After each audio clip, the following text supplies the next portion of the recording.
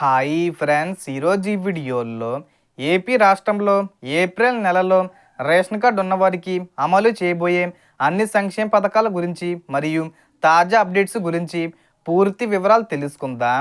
So మొదట ration విషయానికి వస్తే ఏపీలో ప్రతి నెల 1వ తేదీ నుంచి 15వ తేదీల మధ్య రేషన్ పంపిణీ జరుగుతుంది. అలాగే దివ్యాంగులు మరియు వృద్ధులకు ముందుగానే డోర్ డెలివరీ సౌకర్యం ఉంది. ఇక ముఖ్యమైన అప్డేట్ ఏమిటంటే కేంద్రం ఏప్రిల్, మే, జూన్ 3 నెలల రేషన్ను ఒకేసారి ఇవ్వాలని ఆలోచిస్తుంది. ఎండల తీవ్రత మరియు నిల్వ సమస్యల కారణంగా ఈ నిర్ణయం తీసుకున్నట్లు సమాచారం. అయితే దీనిపై అధికారిక ఆదేశాలు త్వరలో రావాల్సి ఉంది. అలాగే రేషన్ కార్డుదారులకు కిరోసిన్ సరఫరా కూడా మళ్ళీ ప్రారంభించారు. ముఖ్యంగా గ్రామీణ మరియు గిరిజన ప్రాంతాల్లో పంపిణీ చేస్తున్నారు. గోధుమ పిండి సబ్సిడీ ధరకు కిలోకు 20 రూపాయలకు ఇస్తున్నారు. అలాగే ప్రతి వ్యక్తికి 5 కిలోల బియ్యం ఉచితం. పంచదార సబ్సిడీపై కొన్ని ప్రాంతాల్లో రాగులు, జొన్నలు కూడా ఇస్తున్నారు. ఇక పెన్షన్ల విషయానికి వస్తే ఎన్టీఆర్ భరోసా పెన్షన్లకు సంబంధించి సదరం స్లాట్లు ఓపెన్ అయ్యాయి. ఇప్పటికే బుకింగ్ చేసుకున్న వారికి మెడికల్ టెస్టులు నిర్వహిస్తారు. అర్హత ఉంటే సదరం సర్టిఫికెట్ ఇస్తారు. ఇది కొత్తగా దివ్యాంగుల పెన్షన్ తీసుకోవాలంటే తప్పనిసరి. అలాగే ఉచిత బస్సు ప్రయాణం వంటి పథకాలకు ఇది అవసరం. ఇక ఫ్రాడ్ పెన్షన్లు తీసుకుంటున్న వారిపై కంప్లైంట్ ఇస్తే వెరిఫికేషన్ చేసి తొలగిస్తారు. ఈసారి ఫైనాన్షియల్ ఇయర్ ఎండింగ్ ఉండడం వల్ల పెన్షన్లు ముందుగానే లేదా కొంచెం ఆలస్యంగా వచ్చే అవకాశం ఉంది. ఇక గ్యాస్ సిలిండర్ల విషయానికి వస్తే ఎల్పిజి వినియోగదారులు తప్పనిసరిగా ఈకేవీసీ పూర్తి చెయ్యాలి. ఇంకా చెయ్యని వారు వెంటనే చేసుకోవాలి. ఇప్పటికే చేసిన వారు మళ్ళీ చేయవలసిన అవసరం లేదు.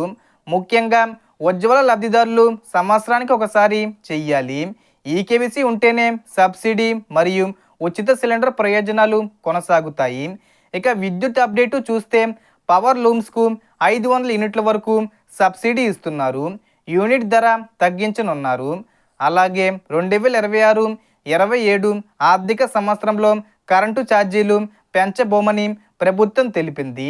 ట్రూఅప్ ఛార్జీలు ప్రజలపై వేయకుండా డిస్కంల లోటును ప్రభుత్వం భరిస్తుంది.